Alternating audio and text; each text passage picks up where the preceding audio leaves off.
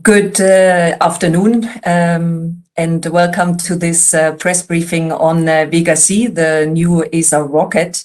We have a bit of a delay. My apologies for that. There were some technical setups with the link to get in.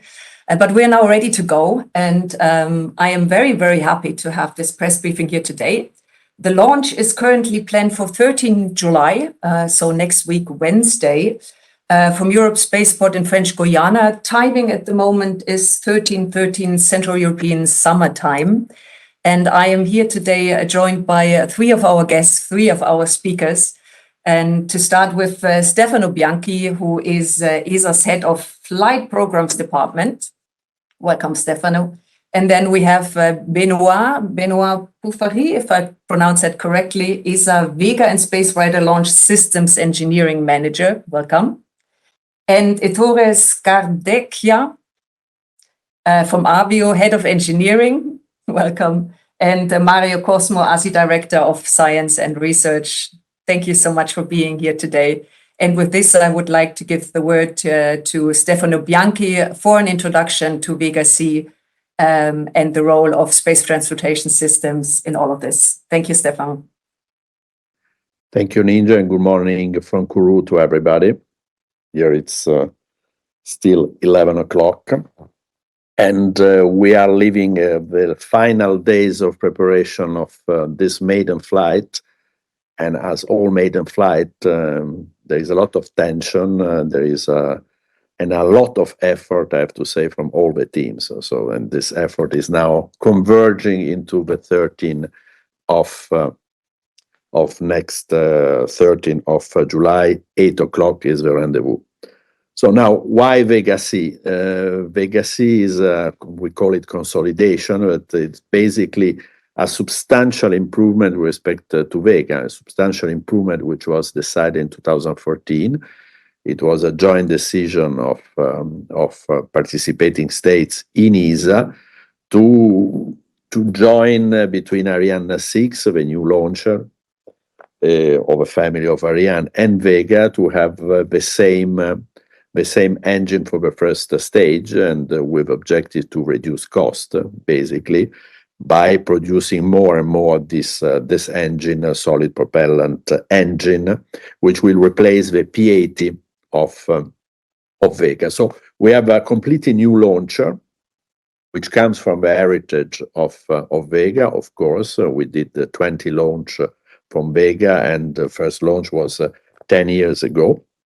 So we are consolidating what we got with Vega, with the idea to radically reduce also the cost, because we'll have 50% more performance with Vega-C with respect to Vega, with a reduced cost with respect to Vega. So it's a radical reduction of the cost per kilo per launch. And what we will get on more than that is also increase the flexibility, because we would like to serve all the market, and the market has now from a very small payloads to biggest payload. We serve the same type of market in low Earth orbit, but there are now many different requests from the market, and we started already 2 years ago with Vega, with the first European launcher carrying 53 satellites, and we will do the same with Vega-C. We will try to serve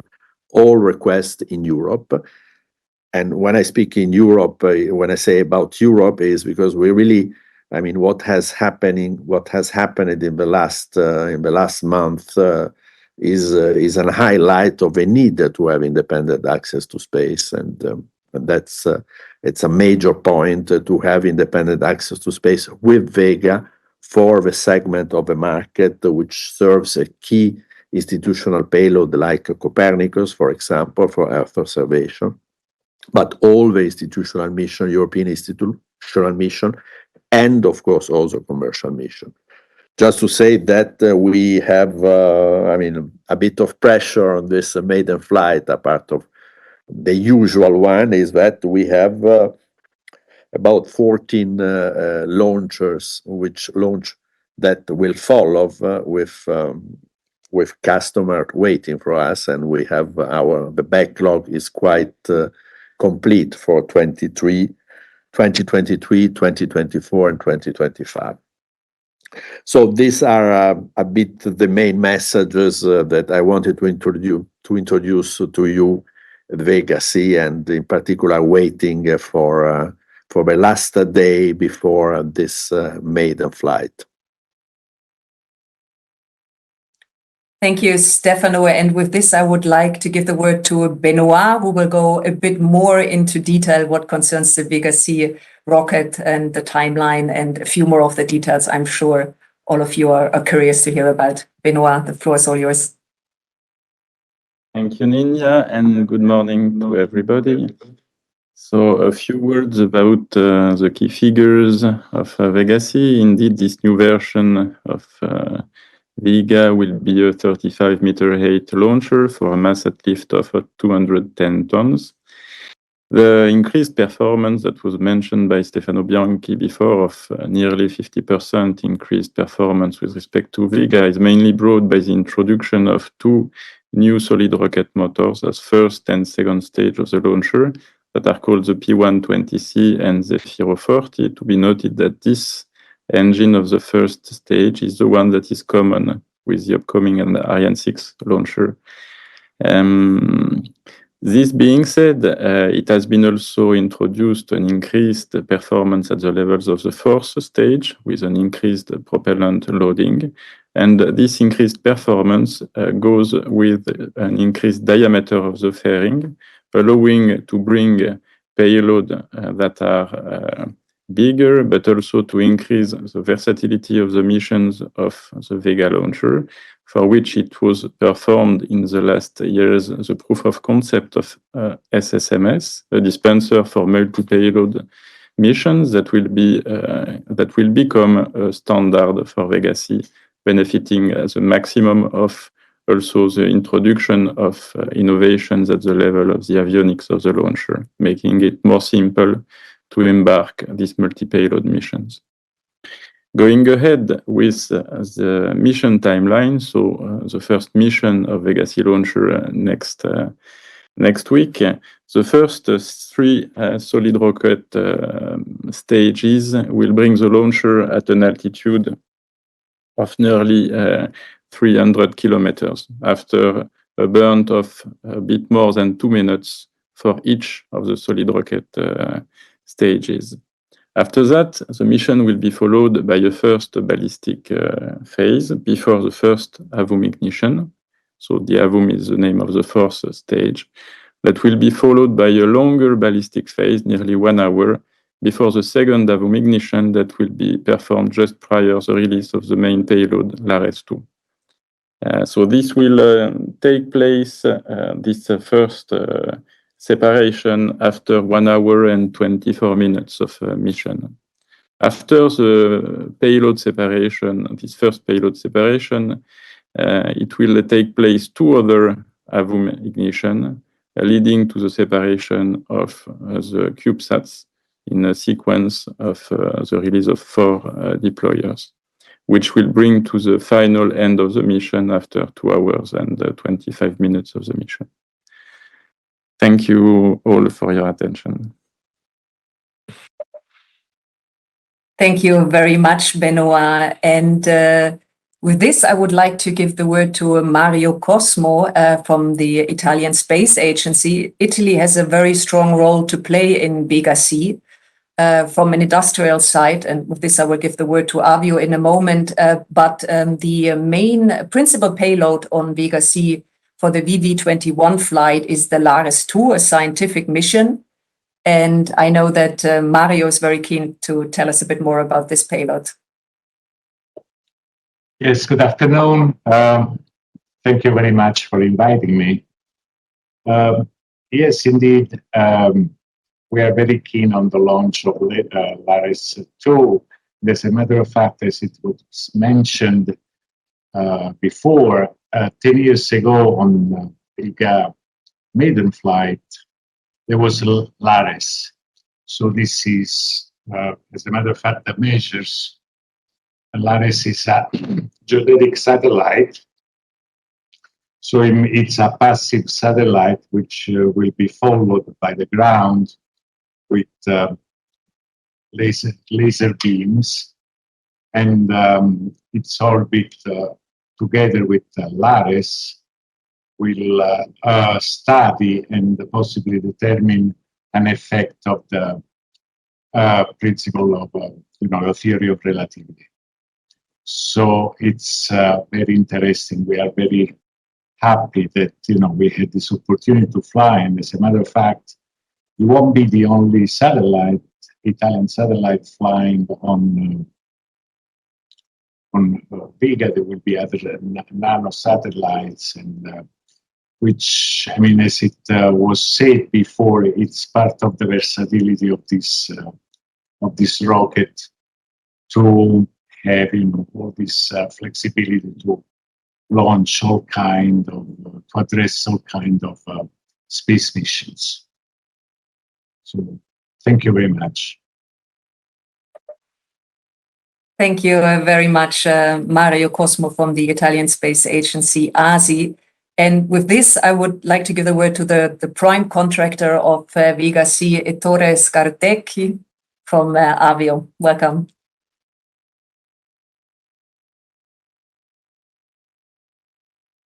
You're unmuted. Okay, sorry. So thank you for the room. And I was saying that we are lucky and proud to be the prime contractor on this Vega rocket. That is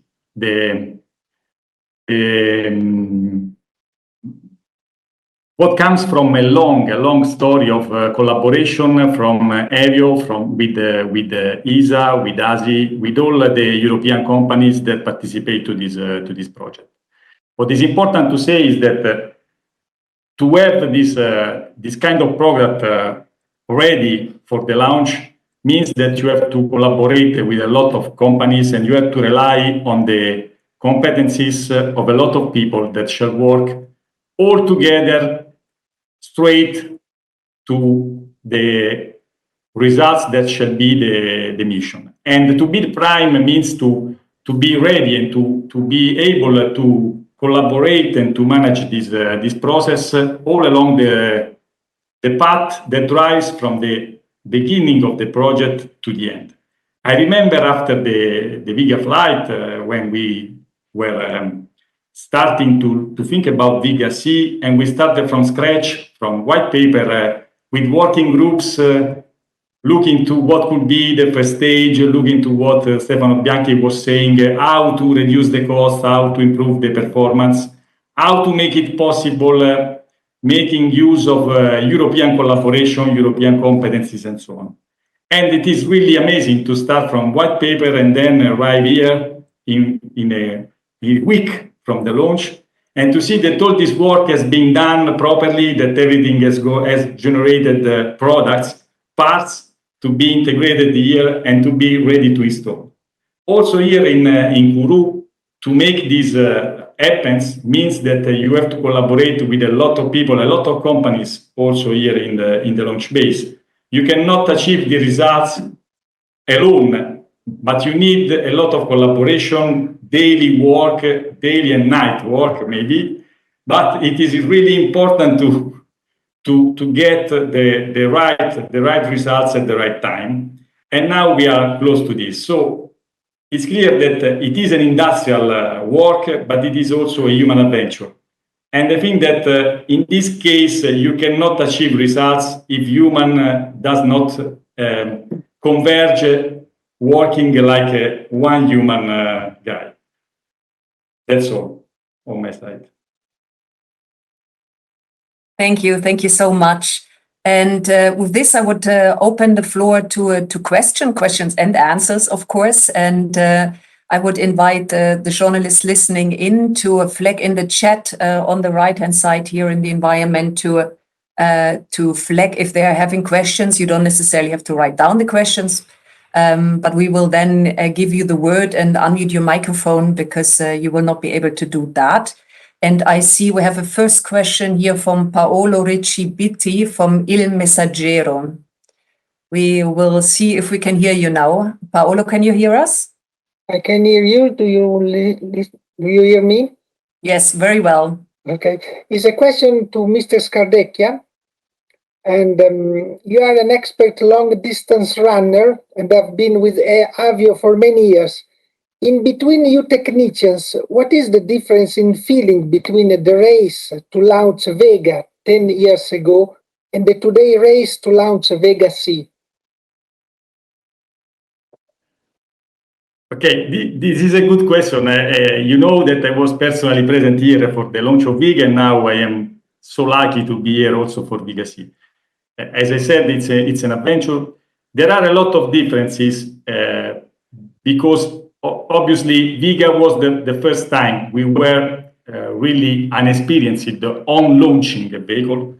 So we were exploring everything as a first time with a lot of support, obviously from ESA, from the space agencies, Italian Space Agency, everything to support our experience in launching first time. And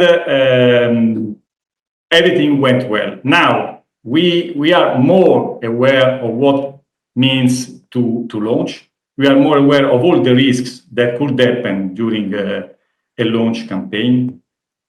And we want to stay really calm and maintaining the right concentration to avoid any risk and to avoid to have something that you can not manage properly because of the fact that we did already 20 campaigns. But in any case, it's a first time. And in terms of, let's say, feeling and emotions, it's always a first time. So the team is really motivated as it was in the first flight. And we rely on this motivation of all the team, of all the companies that are here in Kourou to have, let's say, a good flight. Okay. Thank you very much. Thank you very much, Ettore Scardecchia. And with this, I would like to give the word to Matteo Marini, who has a question about the flexibility of Vega-C. Matteo, can you hear us? Or can we hear you? Yeah, I hear you. Can you hear me? Very well, thank you. Go ahead. Thank you. It's a question for whoever want to answer me is about the flexibility. And if you could tell again, what height will be each of the payloads released for this first flight to demonstrate the technology and the flexibility of Vega-C, and how many times the Avio Plus will be reignited? And just another question: how many flights have by now booked of Vega-C? Thank you. So I was on the first question. We are very high because one of the need of LARES is to be quite high to perform correct measurement of orbit disturbances. So we are a bit less than 6,000 kilometers for the LARES separation, and we will go down about 50 kilometers for the separation of the CubeSat. So, which would be, with respect to other orbits of Vega, I think we are on the record one. With respect to the second question, as I said, we have a manifest which is complete for the year 23, 24, and 25 with 14 launches. Which some of these are already signed, some other are still of ESA but not yet signed. But we are quite confident that we will be on Vega. So, and that of course is linked to the results of a flight, and that is fundamental. But again, there is an excellent response of the market, in particular institutional and also commercial for Vega in the next years to come. Thank you.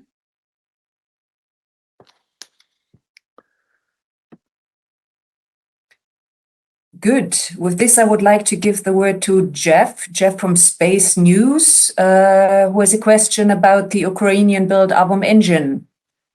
Jeff, can we hear you?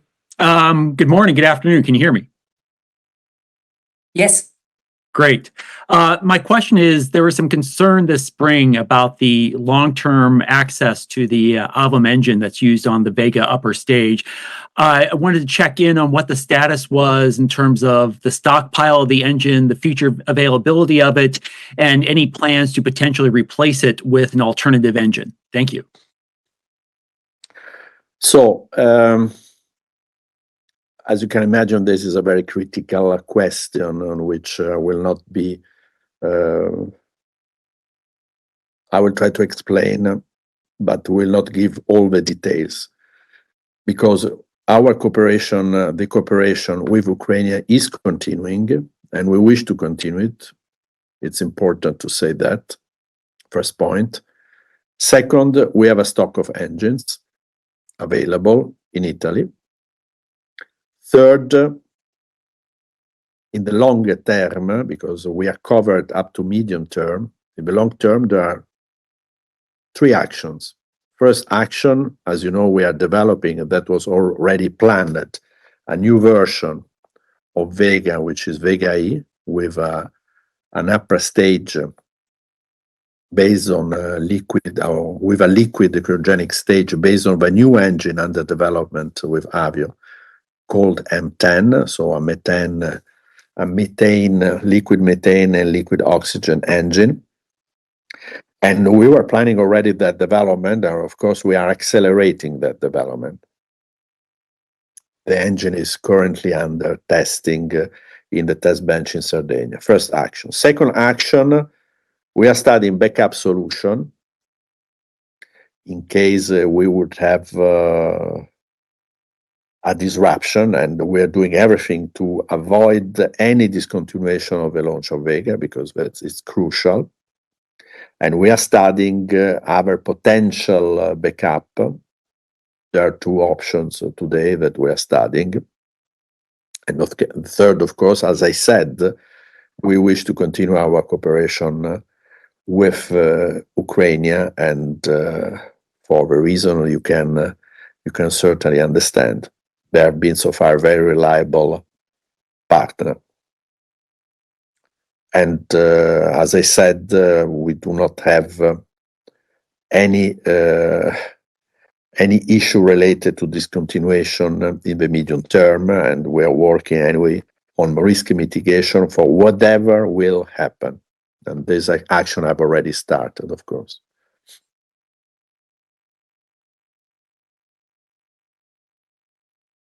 Thank you, Stefano Bianchi. The next question is from Veronique from Le Figaro. Veronique, can you talk?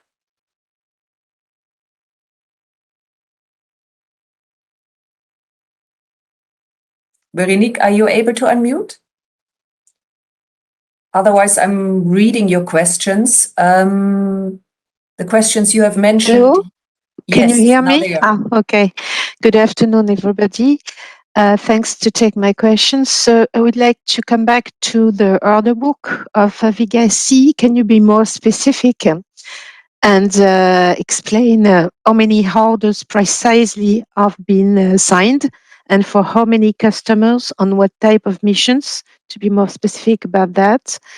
Could you also remind us what is the budget of development of this new launcher? And eventually said if Vega-C will be able to launch satellites made for constellations. And last question is about the commonality between Vega-C and Ariane 6. Can you explain? We understand that one of the engines was common for the two launches, but I guess the first stage of Vega-C is also the booster of Ariane 6. I'm not sure. So can you clarify that? Thank you. So I will start because I have a pleasure to be also responsible for Ariane 6. So on the common part, of course, is the first stage. I was mentioning it at the beginning. It is called the P120. It's a substantial improvement with respect to the P80 of today, and has a major requirement to reduce the cost. And how do we reduce costs? Because we produce it at the maximum. So we have to say that Ariane 6, also thanks to an improvement of a P120C that we are starting, has signed a big order with Constellation, with Kuiper very recently. So we'll have an engine which will be, today we have, we have to produce it at the maximum, meaning basically 24 hours per 24 hours of production of P120C. And that is a main element of commonality between Vega-C and Ariane 6. Then going to the other question on the cost of the development, the program was decided together with Ariane 6 in 2014 and has a budget of about 300 million euro, Vega-C development, which are paid at more than 50% by Italy. And then we have France, a second participating state, Belgium, Germany, Spain, and a total of 12 participating states, which are financing this program. And for the last question, again, I insist on the fact that we plan to have 5 launches in 23, 4 launches 24, and 4 launches 25. Then institutional customer for these are the European Union for Sentinel. We have Avio as a customer planned. We have ESA launcher, and we have also commercial launcher, but I will ask Avio to complement on what has been signed or not. But of course, this is also a task mainly from Arianespace, which is ensuring the commercialization of the launcher. But I think the main message is that we have 14 launches to be performed from the maiden flight up to 2025. Yes, I would add also that some customers cannot be disclosed as well. So I think that what the information that already has been given are complete. And I want to add simply that for sure Vega-C can be used for the launch of constellations. Obviously, constellations in low Earth orbit of such a dimensions that could fit on the performance and on the size of the existing fairing of Vega-C. But the Vega as launch vehicle and with the capabilities to be reignited and to change also orbit, plane, and angular position is really a good candidate for not only the support and the development of a constellation, but also for replacement, replenishment, all the activities that are typically needed with the need of a very high flexibility and versatility of the upper stage. And this is typical the ability of Vega to reach target orbit with very accurate positioning and to be reignited to release payloads exactly when they need and where they need. Thank you. Thank you very much, Veronique. The next question is from Rosa Bastiero from Radio Nacional de España. She says she does not have a microphone, so she will not ask the question herself, but she is very interested in the Spanish contribution to Vega-C. How does that look like? So Spanish contribution on Vega-C. So Spain has supported Vega from the beginning with basically the industrial structure, which is also working on Ariane, and they are contributed more than 6% to the development of Vega-C. And the main contribution are the structure of the upper stage, which is CASA of the Airbus Group in Madrid. Then we have a key element of avionic, which is the multifunctional unit. It's really the heart of the avionic, which because it distributes the order to the full launcher. which is produced by Crisa, also in Madrid, also the group Airbus. Then we have the antennas, and we will come in the of Sener, the telemetry antenna, and we are also developing a new inertial reference system that will be used in the next flight with Sener. So there is a substantial support and industrial contribution of Spain on this project. Thank you very much, Stefano. Next question is from, oh, there are a lot of questions suddenly coming in. Next question is from Antonio Locampo. Antonio, can you hear us?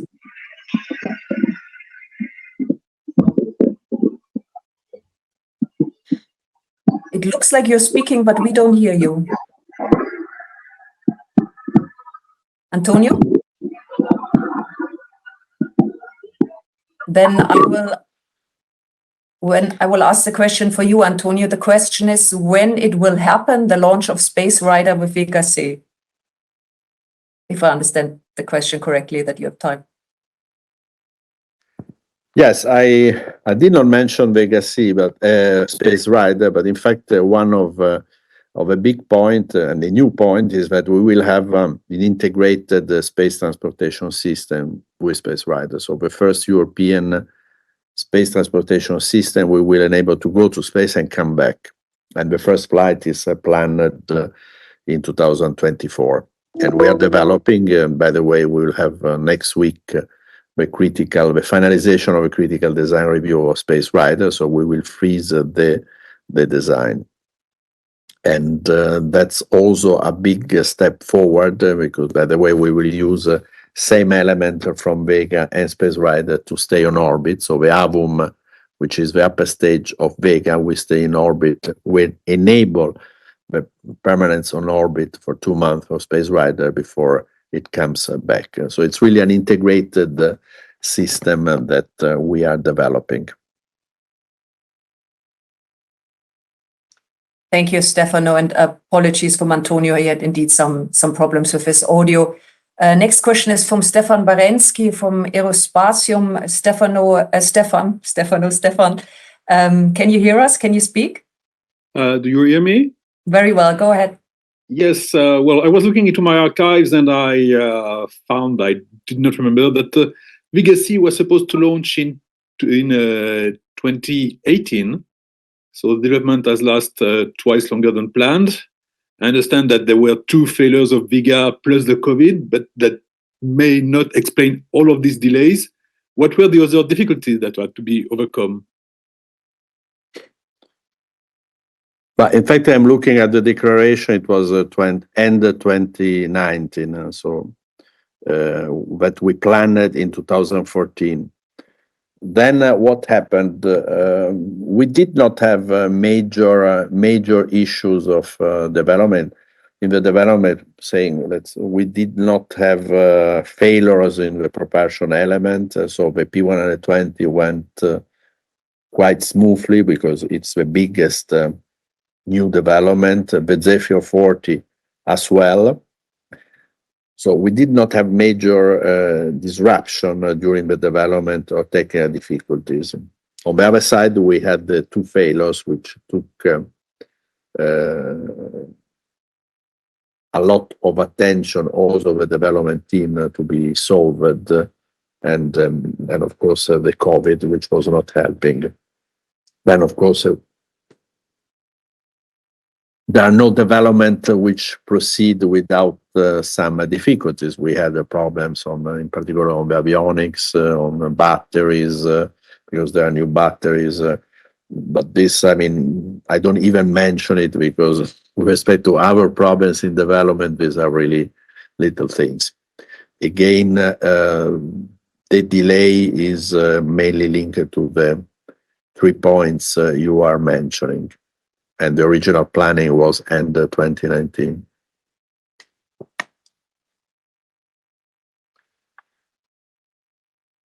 Thank you very much, Stefano and Stefan.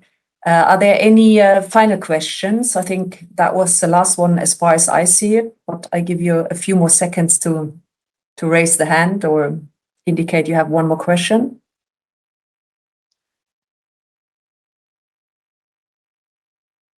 Then I think that was it. Oh, one last one here from Flugrevue, Ulrike Ebner. Ulrike, we will try to unmute you for a moment, then you can ask the question yourself if you are able to. Ulrike, can you speak?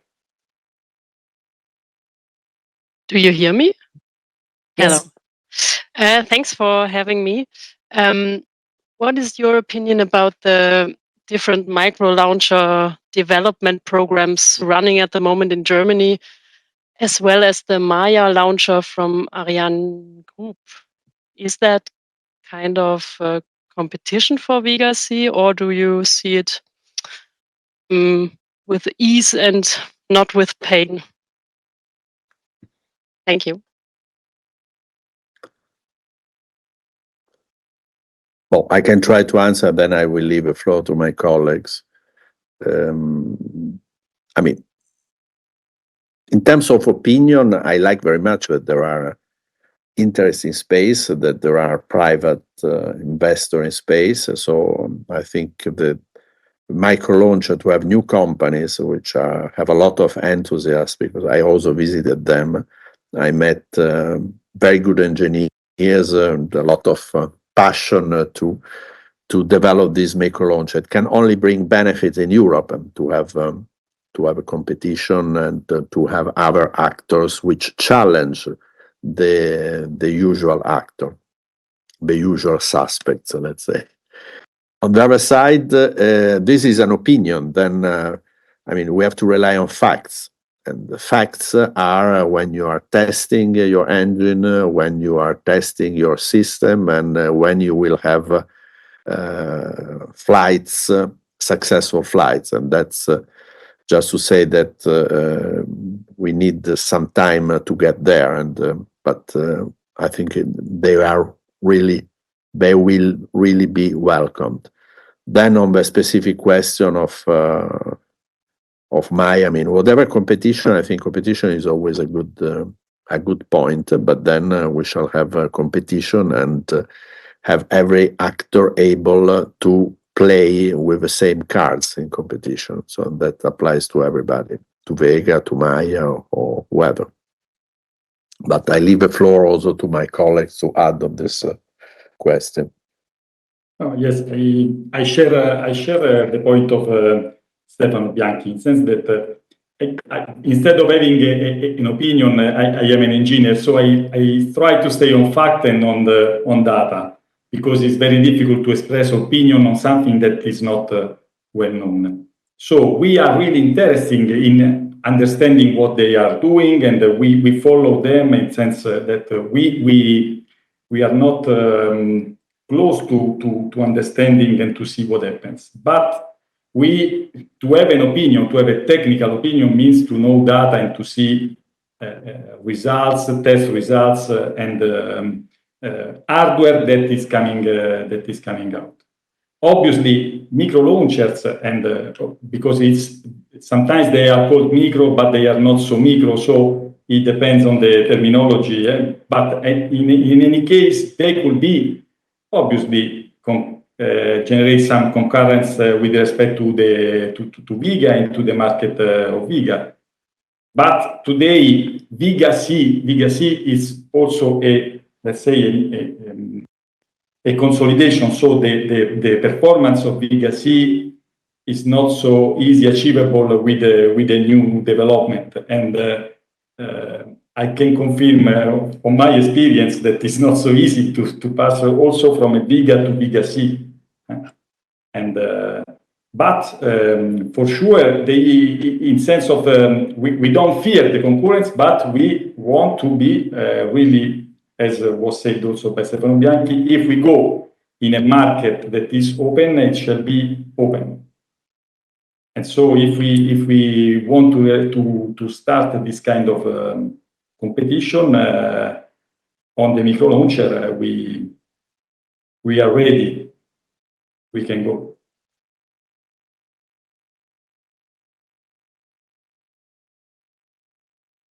Thank you, Ettore. There is a final question from Matthew Russell. Matthew, can you hear us? Yes, I can hear you. Yep. Yes, very well. Go ahead, Matthew. Yeah, the final question is about the Avum burn. I just wanted a bit of clarification around how many burns there'll be on this particular mission and where that final upper stage will end up on the final burn. And also just a secondary question about if the Avum is part of the Space Rider, does that mean with Vega-E that the Space Rider will have that next generation cryogenic engine attached to it?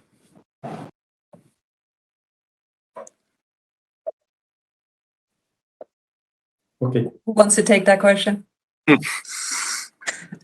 On a Space Rider, yes, the Avum is a part of Space Rider today.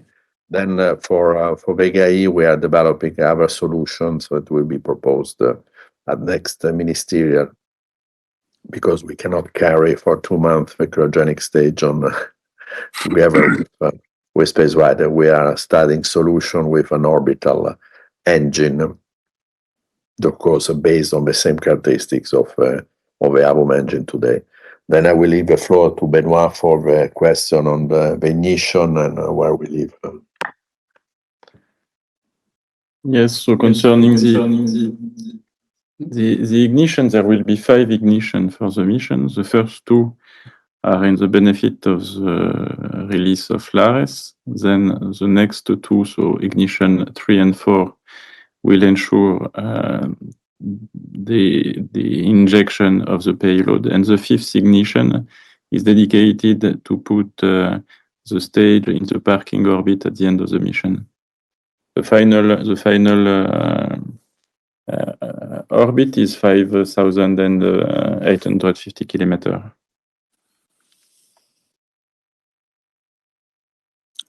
Excellent. Yeah, thank you.